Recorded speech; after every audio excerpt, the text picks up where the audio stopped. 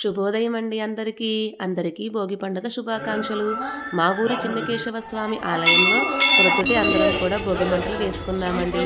భోగి మంటలు అనంతరము అమ్మ మెట్లకి పసుపు రాసి బొట్లు పెడదాము అంటే అమ్మ నేను కలిసి మెట్లకి పసుపు రాసి బొట్లు పెడుతున్నాము.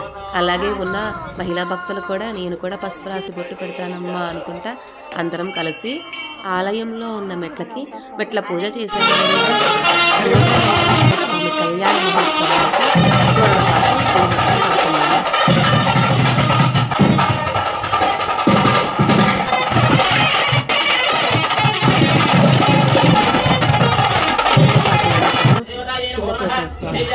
అభిషేకం.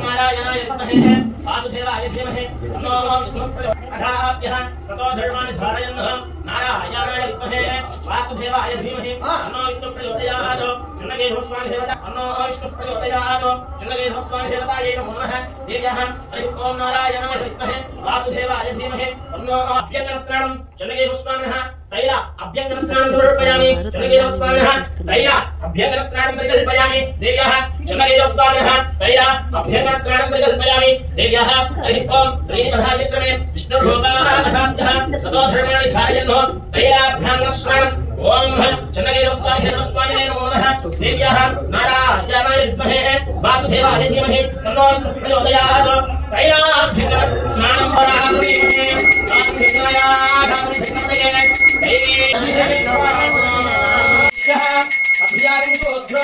वायुराजता नाभ्यारे धन्तरिक्षं श्रेष्ठोऽध्यो समवर्तता अभ्यारम्भो नित्यश्वापरिहानिन्द्रियाणिं मरे श्रीराम धर्मिक्षं देवेष्टदे लक्ष्मीष्टपत्न्यो अहोरात्रेति पार्श्वे नक्षत्राणि ओपं नायां साधुं भिक्षपते दैवे स्वस्तिरत्नः स्वस्तिर्मारुधेभ्यः ऊर्ध्वं विराजभेषणो अन्नो अश्वपूर्वक्वये लीर्मा देवी धूषुतां तां सोऽस्मितां हिरण्यप्राकारावराध्रां ज्वलन्तीं दृप्तां दर्पयन्ते पद्मे स्थितां पद्मवर्णां तां योगक्वये श्रियम् ॐ नमो नारायणाय चन्द्रकेशव स्वामी देवतायै नमो नमः हरि ओं लक्ष्मीं क्षीरसमुद्रराजतनया श्रीरङ्गधामेश्वरी दासीभूत समस्त देववनितः लोकैक दीपाङ्कुरां श्रीमन्मन्दगणाक्षरभविभव ब्रह्मेन्द्र गंगाधरां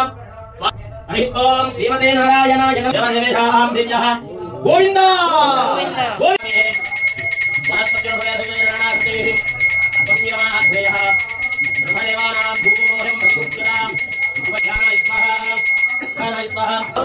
ओम नमो नारायणाय चन्द्रकेशवस्वामिने नमः हरि ओं देवालय धिरधिरभिवृद्ध्यर्थं लक्ष्मी जलाक्षाङ्गराक्षाधिवत्सवत्सवे निमङ्गलाय सर्वेषां श्रीरङ्गेशाय वः सुश्रीस्तरस्तु निवासनाथवादिं यः कविनाथाय गुणः मंगलं गोविन्द चन्द्रकेशवस्वामी गोविन्द गोविन्द गोविन्द गोविन्द गोविन्द गोविन्द गोविन्द. అభిషేకం అనంతరం కోదారంగనాథ స్వామి కళ్యాణ మహోత్సవం.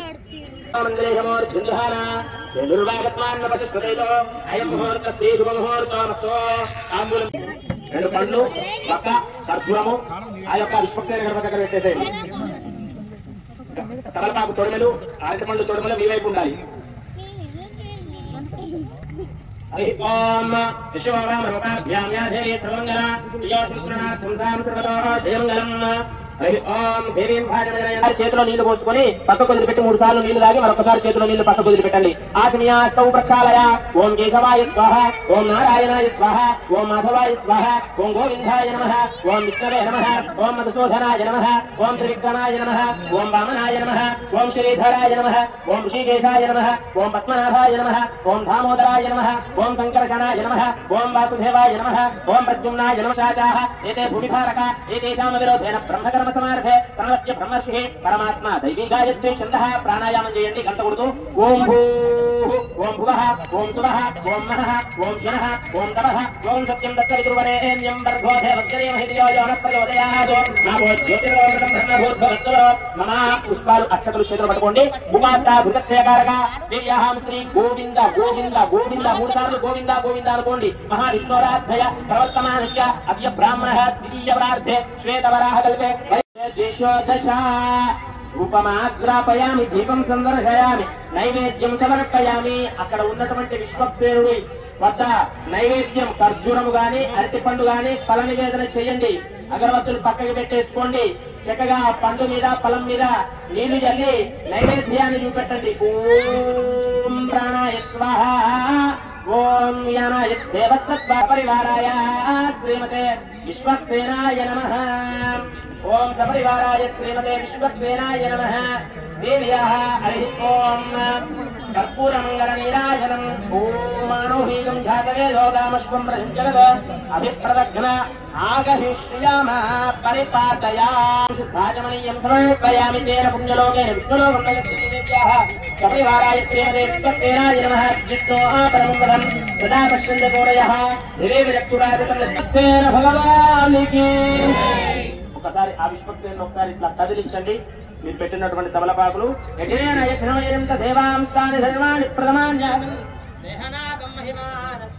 ధనుర్మాసం ఎంతో వైభవోపేతంగా నిర్వహించుకొని ఈ యొక్క ధనుర్మాసం అయిపోయినటువంటి సందర్భంగా ఈ రోజున ఆ యొక్క గోదామ్మవారు రంగనాథుని చేరుకున్నటువంటి మంచి శుభ సమయము. ఇవాళ గోదామ్మవారు రంగనాథుని చేరుకున్నటువంటి ఒక విలక్షణమైనటువంటి మంచి కాలంలో ఉన్నటువంటి రోజు కాబట్టి ఈ రోజున గోదా రంగనాథుల కళ్యాణం ప్రతి ఒక్క చోట కూడా జరగడం అనేటటువంటిది విశేషమైనటువంటిది. కావున ఇటు గోదా రంగనాథుల కళ్యాణ మహోత్సవంలో ఈ రోజున స్వామివారికి జరిగేటటువంటి కళ్యాణానికి ఏ విధమైనటువంటి ఆటంకములు ఏర్పడకుండా ఉండడానికి ఈ యొక్క విశ్వక్సేనుడు అంటారు. ఈ యొక్క విశ్వక్సేనుడు అనేటటువంటి వాడు స్వామివారికి సైన్యాధిపతి. సైన్యాధిపతి అంటే ఆ ఉండేటటువంటి యజమానికి సైన్యంలాగా ఎప్పుడు ఏ విధమైనటువంటి చిక్కులు ఆటంకములు కలగకుండా చేసేటటువంటి వాడు సైన్యాధిపతి అంటారు. అటువంటి సైన్యాధిపతి ఆ యొక్క శ్రీమన్నారాయణుడికి సైన్యాధిపతి ఎవరయ్యా అంటే విశ్వక్సేనుడు. ఆ యొక్క విశ్వక్సేనుడు చూపుడు వేలుతోటే సరే ఆ యొక్క లోకాన్ని మొత్తం శాసించగలిగేటటువంటి శక్తి ఉంటుంది కాబట్టి ఆ యొక్క విశ్వక్సేనుడికి మనం ఇవాళ ఆరాధనా కార్యక్రమం జరుపుకున్నాం. కాబట్టి ఆ యొక్క విశ్వక్సేనుడికి నమస్కారం చేసుకోండి. బోల్ విశ్వక్సేన భగవానికి. పుణ్యాహవచనం చేస్తారు.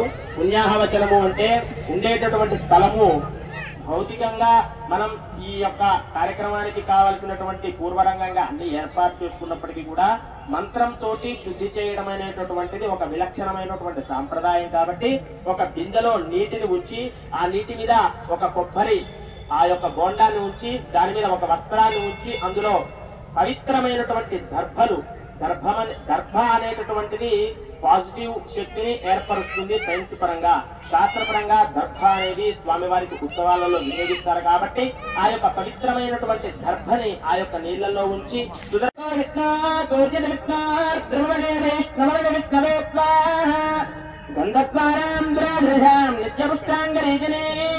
ఈశ్వరీయం సర్వభూతాం తామయోగత్వయేశ్వయం ధనుర్ధరాయేతి భూమిం సంప్రార్థ్య. ఒక్కసారి మీ రెండు చేతులు కూడా భూమికి ఆనిచ్చి నమస్కారం చేసుకోండి. ఓం ధనుర్ధరాయ విద్మహే సర్వసిద్ధే చ ధీమహి తన్నో ధరా ప్రచోదయాత్. భూమికి నమస్కారం చేసుకున్నారు కదా. ఆపవంతం చ జీవసే దీర్ఘాయుత్వాయ వర్చతే యస్మార్థాకీర్ణ మన్యమానో మర్త్యం మర్త్యో జోహదీమి అధాం దేవత్వత్వాగతపతవే అశ్వినో బాహుభ్యాం పూష్ణహస్తాభ్యామాదతే తన్వనాగా తన్వనాజింజే మతన్వనా తీవ్రాస్తమధోజేమ ధనుష్యుత్రారతకామే.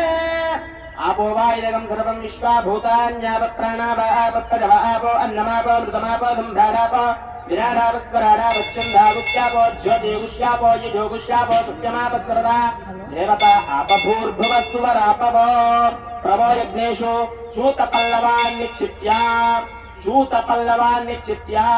ప్రభో యజ్ఞేషు చూత పల్లవాన్నిక్షిప్యా యాః ఫలనీర్యావలా పుష్పాయాచ పుష్కణీః బృహత్పతి ప్రదూతాం లోకం ముంచంతగం అసహ అథా శ్రీ సుదర్శనాయ నమః.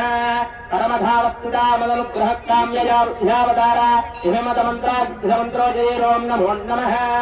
ఓం రం సహస్రారహం పర భగవాన్ సుదర్శన ఆగచ్చ ఆగచ్చ ఆగచ్చ సపరివారాయ శ్రీమతే సుదర్శనాయ నమః. ధ్యాయామి ధ్యానం సమర్పయామి. ప్రతిపదశ్రేణి భీషణ పరగుణస్తోమ భూషణ జనిమయస్థాన కారణ జగదవస్థాన కారణ నిఖిల దుష్కర్మ కర్షణ నిగమ సద్ధర్మ దర్శన జయ జయ శ్రీ సుదర్శన మనస్సులో అనుకోండి జయ జయ శ్రీ సుదర్శన ఓం ఆచక్రాయ స్వాహ హృదయాయ నమః విచక్రాయ స్వాహ శిరసే స్వాహ సుచక్రాయ స్వాహ శుకాయ వశట ఓం వలయక్రాయ స్వాహ నేత్రాభ్యమణ సుదర్శనయక్రాయ స్వాహ అస్త్రాయ వడ పద్మాశంకా చక్రా గదావనమాలా ముఖ్యామృదృశ్యాః కలహస్యోపరే సపరివారాయ శ్రీమదే సుదర్శనాయ నమః ఆవాహన్యార్థే ఆసనం అత్తయేషు అర్ఘ్యం పాదయేషు పాద్యం ఉపచారికేన స్నానం వస్త్రమిఘ్నాపవీతం ద్వితీయ స్త్రీ చందనం హరిద్రాది విలేపనం కుంకుమాది పరిమళ ద్రవ్యాన్ని సమర్పయామి అస్తౌ పాద ప్రక్షాళన గండూషణ ముఖ ప్రక్షాళనం సమర్పయామి సపరివారాయ శ్రీమతే విక్కసేనాయ నమః అథాం సుదర్శనః స్వామినః అనయా జ్ఞానావాహనాది షోడశోపచార పుర్యా సుదర్శనః సుప్రీత సుప్రసన్నా వరదో భవతు ఓం ఆపస్వ ఆపస్సుని ప్రతివచనం శివ ఆపస్సంతో సుగంధాపాంతు ప్రతివచనం స్వస్తి అక్షతాపాంతో స్వస్తి అక్షతాపాంతు సుపుష్పాణి ప్రతివచనం పుష్పాణి పాంతో స్వస్తి దర్భాః ప్రతివచనం దర్భాః పాంతు పవిత్రంతో ఓం స్వామినః మనస్సమాధీయత మీ యొక్క కుడి చేయి హృదయం దగ్గర పెట్టేసుకోండి మనస్సమాధీయతాం ఓం మనస్సమాధీయతాం సమాహిత మనసస్మః ప్రసీదంతు భవంతః ఇది ప్రతివచనం భవద్భిరనుజ్ఞాతః పుణ్యాహం వాచయిష్యే వాచ్యతాం అనుకోండి వాచ్యతాం భగవతో బలేన భగవతో వీర్యేణ భగవతస్తేజసా భగవత కర్మణ భగవత కర్మ కరిష్యామి ఓం భగవాన్ పవిత్రం వాసుదేవ పవిత్రం తత్పాదో పవిత్రం ఓం తత్పాదోదకం పవిత్రం భూర్భువస్సువః తత్సవితుర్వరేణ్యం భర్గో దేవస్య ధీమహి యో యో నః ప్రచోదయాత్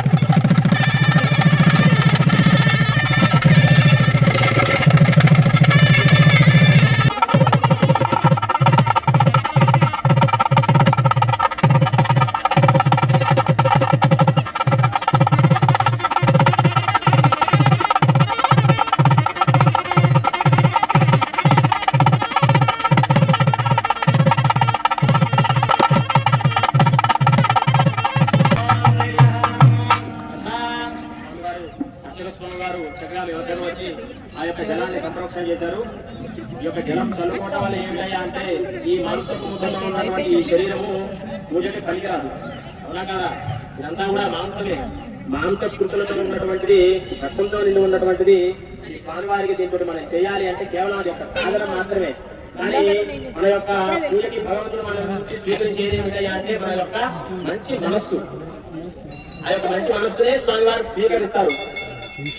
అందరికీ మంచి మనస్సు వారందరికీ ఉండదు కాబట్టి చక్కగా ఆ స్వామివారు గోదారంగనాథ స్వామి వారు మనల్ని ఈ యొక్క కళ్యాణానికి పిలిపించుకొని ఆ యొక్క నేత్రాలతోటి స్వామి యొక్క కళ్యాణాన్ని వీక్షించేటువంటి సౌభాగ్యాన్ని మనకు కల్పించాడు. కనుక ఆ యొక్క మంచి మనసుతోటి స్వామివారిని గోదారంగనాథ కళ్యాణాన్ని మనందరం కూడా తెలిపిస్తూ ఉన్నాం. చక్కగా అర్చక స్వామి వారు యజ్ఞోపవీతాన్ని స్వామివారికి సమర్పణ చేస్తారు. ఏమిటయ్యా అంటే ఆ యొక్క యజ్ఞోపవీతాన్ని రంగనాథ స్వామి వారి యజ్ఞోపవీతాన్ని ఇక్కడ ఉన్నటువంటి యజ్ఞోపవీతాలు వెండి యజ్ఞోపవీతాలు, అదేవిధంగా స్వామివారికి ఉండేటటువంటి యజ్ఞోపవీతాలు అర్చక స్వామి వారు షోడశోక ఉపచారాలను పూజతోటి గావించి ధూప దీప నైవేద్య మంగళ నీరాజనం సమర్పణ చేసి ఆ యొక్క రంగనాథ స్వామి వారికి యజ్ఞోపవీతాన్ని ధరింపజేస్తారు. హరి ఓం యజ్ఞోపవీత ధారణ దేవతాయే నమో నమః. హరి ఓం ఓం యజ్ఞోపవీత ధారణ దేవతాయే నమో నమః. గంధద్వారాంధ్రాదర్శాం నిత్యవృష్టాం గృహీరే ఏకరేకం సర్వభూతానాం తామితోపక్వయే శ్రియం శ్రియంధాంతారయామి. యజ్ఞోపవీత ధారణ దేవతాయే నమో నమః. దేవ్యాః అక్షరే పూజయాం పుష్పైః పూజయామి. దేవ్యాః యజ్ఞోపవీత ధారణ దేవతాయే నమో నమః. వేదవా నారాయణ మాధవ మధుసూదన త్రివిక్రమ వామన శ్రీధర శ్రీకేశ పద్మనాభ దామోదర సంకరజనవాసుదేవ కృష్ణానుద్ధ బృహోత్తమ ధోక్షయ నారసింహాక్షితాయ నారదౌపేంద్రహరయే శ్రీకృష్ణ బ్రహ్మణే నమః.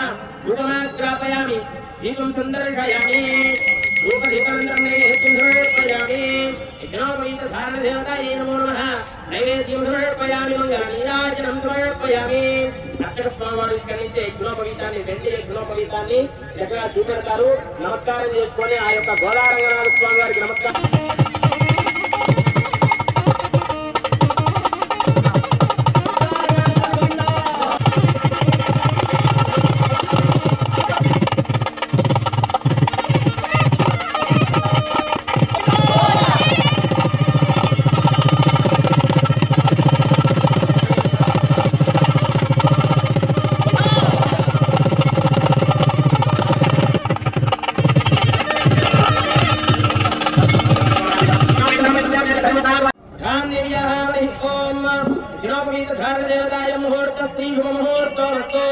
స్వామివారు ఒకటి బ్రహ్మచర్యం స్వీకరించేటటువంటి యజ్ఞోపవీతాన్ని ధరించారు. రెండవది బ్రహ్మచర్యం అయిపోయినటువంటి తర్వాత గృహస్థ ఆశ్రమాన్ని స్వీకరించేటటువంటి యజ్ఞోపవీతాన్ని కూడా స్వీకరించారు. 2 యజ్ఞోపవీతాలు ఉంటాయన్నమాట. మొత్తం 3. సహజంగా వాడుకలో 2 ఉన్నాయి. ఒకటి ఏమిటయ్యా అంటే బ్రహ్మచర్యం స్వీకరించేటప్పుడు ఉన్నప్పుడు ఒక యజ్ఞోపవీతం ఉంటుంది, ఒకే యజ్ఞోపవీతం ఉంటుంది. అంటే 3 పోగులు ఉన్నటువంటి యజ్ఞోపవీతం కలిపి ఒకటి ఉంటుంది.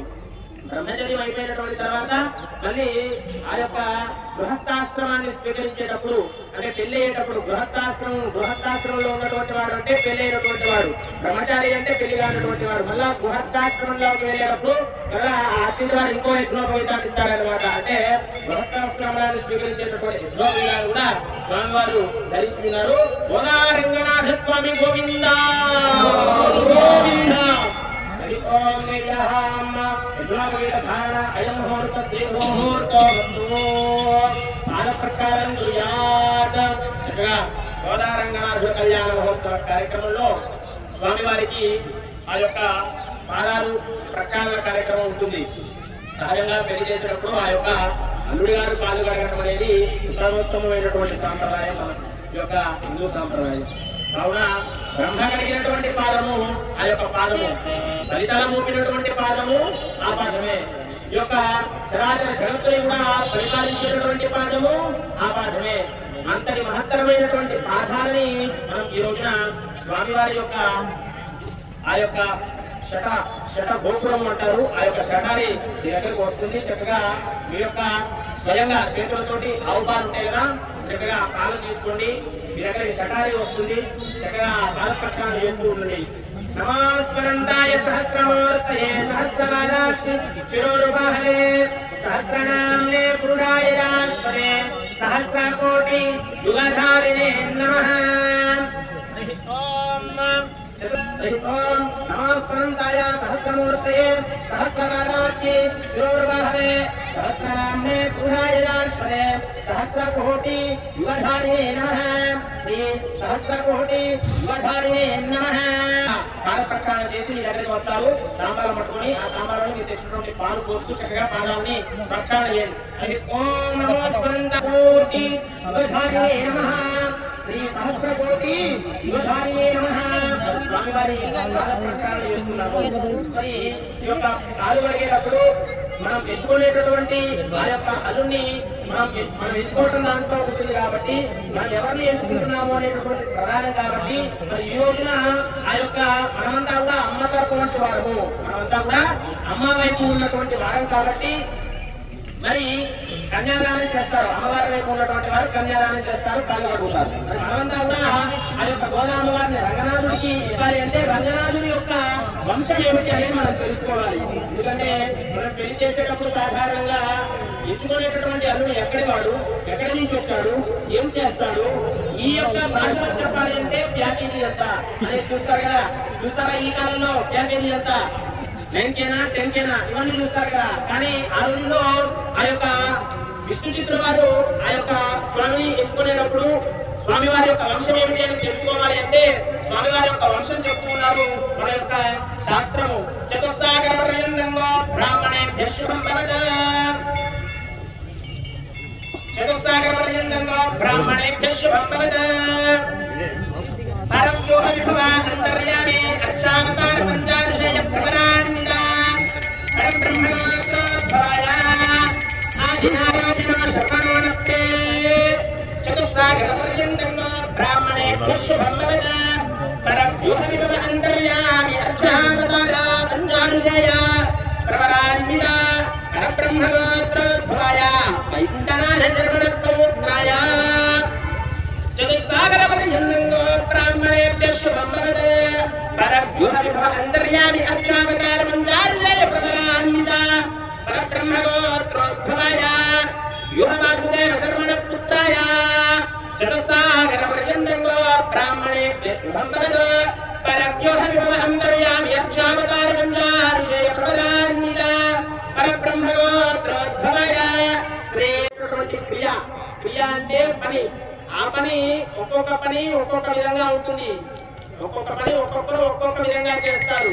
కానీ ఆ యొక్క స్వామివారికి చేసేటటువంటి క్రియ ఏదైతే ఉందో ఈ క్రియ పేరు ఏమిటి? పాంచరాత్ర ఆగమం ప్రకారము స్వామివారికి క్రియ జరుగుతూ ఉందన్నమాట. ఈ యొక్క పాంచరాత్ర ఆగమం ప్రకారం చక్కగా స్వామివారి ప్రవర చెబుతూ రంగనాథ స్వామి వారిది ఏమి గోత్రము అంటే రంగనాథ స్వామి వారి గోత్రం ఏమిటయ్యా అంటే పరబ్రహ్మ గోత్రము. మనకి సాధారణంగా గోత్రం ఉంటుంది కదా, అట్లే స్వామివారి గోత్రము పరబ్రహ్మ గోత్రం. ఇవి వినాలండి. కళ్యాణం అంటే ఏదో పసుపు కుంకుమ అక్కడికి వెళ్ళి కొత్తగా పట్టడం కాదు. ఇటువంటి మనం వినాలి. వింటేనే మనకు తెలుస్తుంది, మన పిల్లలకు చెప్పుకోవడానికి పనికొస్తుంది. ఎక్కడ కళ్యాణం జరిగినా ఇటువంటి మంచి విషయాలు మనం దృష్టిలో పెట్టుకోవాలన్నమాట. స్వామివారి పరబ్రహ్మ గోత్రం అట రంగనాథ స్వామి వారిది. మరి ఈ యొక్క పరబ్రహ్మ గోత్రం స్వామివారి స్వామివారి వారి యొక్క ముత్తాత గారు ఎవరయ్యా అంటే ఆదినారాయణ శర్మను అన్నట్టే. ఆదినారాయణ శర్మను వారు యొక్క మునిమనవడట. పరబ్రహ్మ గోత్రము వైకుంఠనాథ శర్మ యొక్క మనవడట. అంటే తాతగారు, ముత్తాతగారు, తాతగారు. అదేవిధంగా ఆవిడ యొక్క నాన్నగారు ఏమిటయ్యా అంటే వ్యూహ వాసుదేవ శర్మన పుత్రాయ. వ్యూహ వాసుదేవుడగా వీరి యొక్క తండ్రి గారు రంగనాథ శర్మనే వరాయ. ఇగో ఈ వంశంలో నుంచి వచ్చినటువంటి స్వామివారు ఈ యొక్క రంగనాథ స్వామి వారు చెప్పుకు మనకి సాక్ష్యాలు ధరించిందట. మన స్వామివారిని తెలుసుకున్నాం. మరి అమ్మవారిది ఏమిటి? అమ్మవారి యొక్క వంశం ఏమిటి? చతుస్సాగర పర్యంతంలో బ్రాహ్మణేభ్యః శుభం భవత్. సాలామృత సౌవర్ణ అమృతాహరణ ప్రజారుషేయ ప్రవరాన్విత సాలామృత గోత్రోద్భవాన్ కాశ్యప శర్మణానుత్రీ చతుస్సాగర పర్యంతంలో బ్రాహ్మణేభ్యః శుభం భవత్. సాలామృత గోకర్ణ అమృతాహరణ ప్రజారుషేయ ప్రవరాన్విత సాలామృత గోత్రోద్భవాన్ వేదార్థ శర్మణానుత్రీ చతుస్సాగర పర్యంతంలో సాలామృత గోకర్ణ అమృతాహరణ ప్రజారుషేయ ప్రవరాన్విత సాలామృత గోత్రోద్భవాన్ పుత్రీ చతుస్సాగర పర్యంతంలో బ్రాహ్మణేభ్యః శుభం భవత్. సాలామృత గోకర్ణ అమృతాహరణ ప్రజారుషేయ ప్రవరాన్విత సాలామృత గోత్రోద్భవాన్ కన్యా. ఇది అమ్మవారి యొక్క వంశము. ఈ యొక్క గోదామ్మవారి యొక్క ముత్తాతగారు ఎవరయ్యా అంటే కాశ్యప శర్మనుడట. అదేవిధంగా గోదామ్మవారి తాతగారు ఎవరయ్యా అంటే వేదార్థ శర్మనుడట. అదేవిధంగా ఈ యొక్క గోదామ్మవారి నాన్నగారు ఎవరు? ఇది అందరికీ తెలుసు, రోజు వింటున్నారు కదా. గోదామ్మవారి యొక్క నాన్నగారి పేరు మహత్తరమైనటువంటి వ్రతము, పవిత్రమైనటువంటి కార్యం కాబట్టి ఆ యొక్క గోదామ్మవారిని రంగనాథుని మనం అప్పచెప్పడానికి కొబ్బరి బొండాలు ఇస్తారు కదా. కొబ్బరి బొండాలు చేతుల్లో పట్టుకోండి. అర్చక స్వామి వారు వస్తారు మీ దగ్గరికి. చర్చ చేస్తున్నాం. ఈ యొక్క పుణ్యానికి ఏమిటి జాలి దయ కరుణ లేదా మన వద్దకు రావట్లేదు. ఎంత చేసినా కూడా ఇక్కడే ఉంటున్నాం, ఎక్కడ పోయేదా అనుకుంటాం కానీ ఇక్కడే ఉంటాము. ఈ పుణ్యాలన్నీ ఎప్పుడు ఉంటున్నాయి అని చెప్పి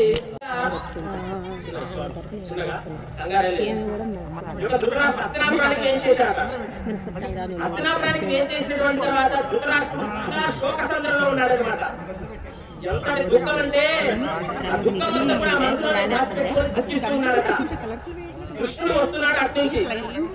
కృష్ణుడు వస్తున్నప్పుడు ఈ ధృతరాష్ట్రుడు కృష్ణుని చూసి ఈ దుఃఖం కాస్త కోపంగా మారింది. ఈ దుఃఖం కాస్త కోపంగా మారి శ్రీకృష్ణుని అడిగాడట, కృష్ణ ఎంతటి వాడవయ్యా నువ్వు? అన్నీ తెలుసు, అన్నీ తెలిసినటువంటి మేధావి, అపర మేధావి, చరాచర జగత్తులో కూడా నీ యొక్క మాయ వల్లనే నిండి ఉన్నది కదా, నా యొక్క నూరుగురు కుమారులు కూడా చూస్తున్నావు కదా, ఇదంతా కూడా తెలిసి ఏమి చేయకుండా ఉన్నావేమిటి అని చెప్పి కృష్ణుని పట్టుకొని ఘోరణ వినిపిస్తున్నాడు ధృతరాష్ట్రుడు. ధృతరాష్ట్రుడు బాధపడుతుంటే కృష్ణుడు అన్నాడట, స్వామి నాదేమీ లేదయ్యా, నాది ఏమీ లేదు, నీవు చేసుకున్నటువంటి కర్మే నీకు లభిస్తుంది. మంచి కర్మ చేస్తావా మంచి ఎదురవుతుంది, చెడు కర్మ చేస్తావా చెడు ఎదురవుతుంది. అంటే మరి నేనేం చేశాను స్వామి? నా యొక్క 100 కుమారులు కూడా నేల పడిపోయారు కదా, నేను ఏమి చేశానని అడిగాడు. అప్పుడు కృష్ణుడు అంటున్నాడట, నీవు 50 జన్మల క్రితము ఒక కిరాతకుడివి. ఎవరు ఎవరు? ధృతరాష్ట్రుడు గుర్తున్నారు. ఈ యొక్క ధృతరాష్ట్రుడు 50 జన్మల క్రితం ఒక కిరాతకుడట. ఈ యొక్క ధృతరాష్ట్రుడు 50 జన్మల క్రితం కిరాతకుడు కదా, వేటాడాలి అని అన్నటువంటి ఆలోచనతోటి అడవికి వెళ్ళాడు. వేటాడాలి అన్నటువంటి ఆలోచన ఉన్నప్పుడు ఆ ఎనక నుంచి బిల్లు తీశాడు, ఎక్కువ పెట్టాడు. 2 జంట పక్షులు ఉన్నాయట. 2 జంట పక్షులకి బాణం గురిపెట్టాడు. ఆ బాణం వేసేటప్పుడు ఆ 2 జంట పక్షులు తప్పించుకున్నాయి, బాణం తప్పిపోయింది. ధృతరాష్ట్రుడికి ఏమి అర్థం కాలే. నేను ఎక్కి పెట్టినటువంటి బాణము 2 పక్షులు జంట పక్షులు తప్పించుకున్నాయి. అటొకటి ఎగిరింది, ఇటొకటి ఎగిరింది, మధ్య నుంచి బాణం వెళ్ళిపోయింది. నా చేతి నుంచి తప్పించుకుంటారా ఆ 2 పక్షులు చెప్పి ఆ జంట పక్షులు ఉన్నటువంటి 100 గుడ్లు వెళ్ళి కిరాతకంగా వాటిని తీసి నేలపాలు చేశాడట. అవాసు పాలయ్యాట ఆ 100 గుడ్లు.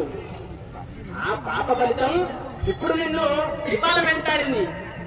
ఎప్పుడు చేశాడు ఆ పాపం? 50 జన్మల క్రితం అట 100 గుడ్లను తీసి కిరాతకంగా వాటినన్నింటినీ పలగొట్టాడట. ఆ జంట పక్షులు తప్పించుకున్నాయటువంటి కోపంతో ఏం అర్థం కాలేక, కోపం ఎంతటి పనైనా చేపిస్తుంది తెలుసు కదా మనందరికీ. భగవంతుడి గురించి కోపం ఎంతటి పని చేస్తుందో మన వాళ్ళందరికీ తెలుసు.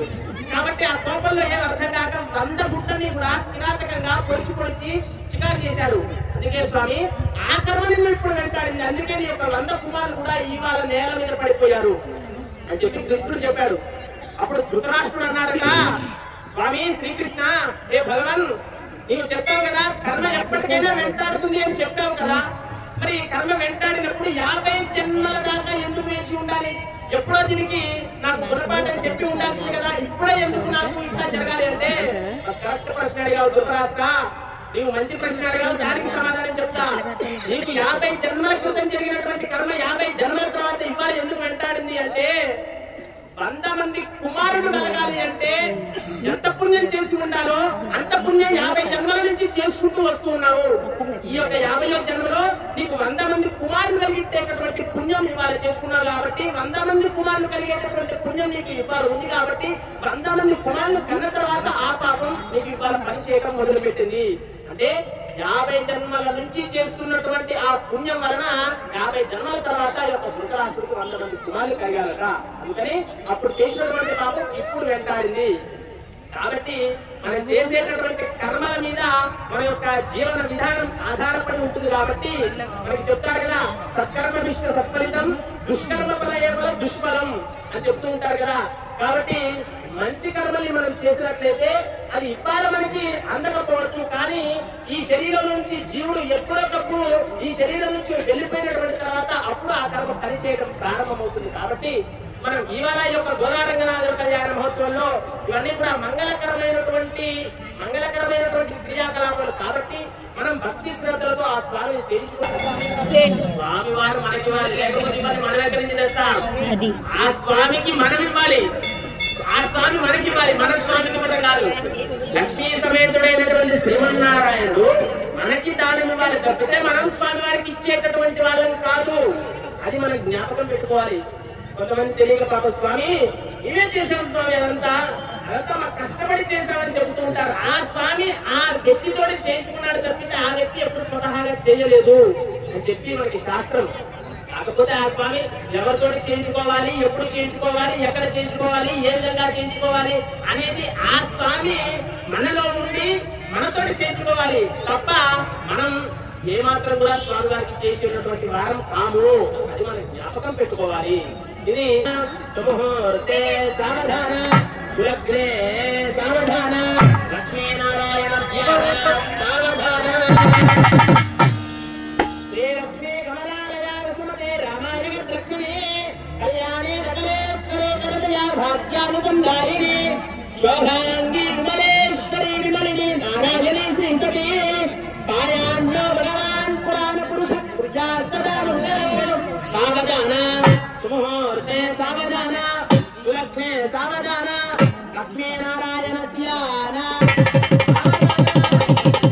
శ్రీరంగే గరుడాచలే సింహాచలే మందిరే వైకుంఠే కనకాచలే నారాయణాచలే లోకాలోక మహాచలే జనజనో పుణ్యాచలే స్వాశ్రయః కాయాన్నో భగవాన్ పురాణ పురుష పురుషా మంగళో. సావధాన సుముహూర్తే సావధాన, కులగ్నే సావధాన, లక్ష్మీనారాయణ ధ్యాన.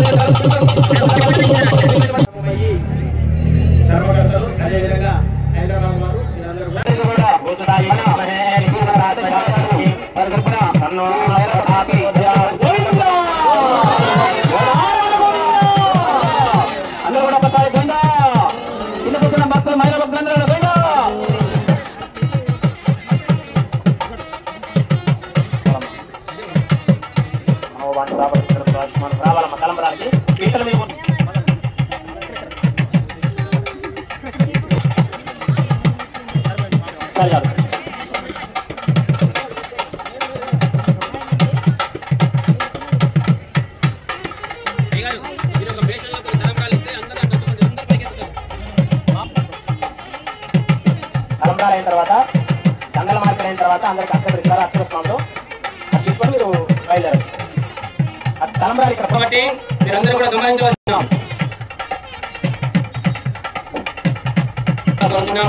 విరాళాలు ఇచ్చే భక్తులు ఎవరుంటే అక్కడ కమిటీ వారు టేబుల్ వేసుకొని కూర్చున్న భక్తులందరూ కూడా పీట మీద కూర్చున్న భక్తులందరూ పైకి వెళ్ళండి. మైక్లో చెప్తే పైకి వెళ్తారు, వీళ్ళందరూ పైకి వెళ్తారు తీర్థ ప్రసాదాలంటే.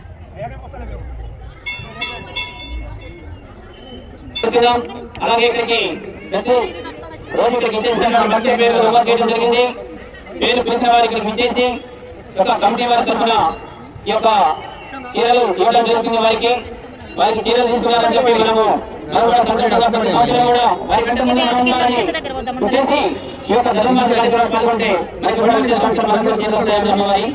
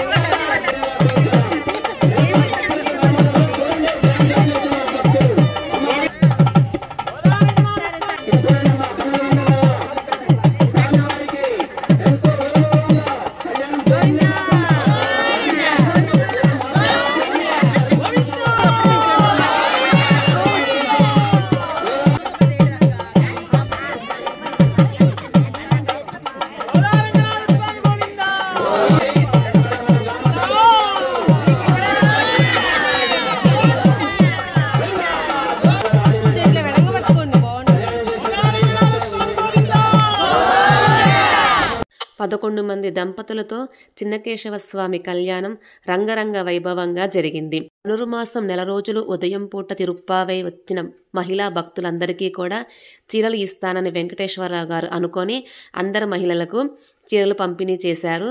చిన్నకేశవ స్వామి ఆశీస్సులు హైదరాబాదు వాత్సవ్యులు వెంకటేశ్వరరావు గారికి ఉండాలని మనస్ఫూర్తిగా అందరము కోరుకుంటున్నాము.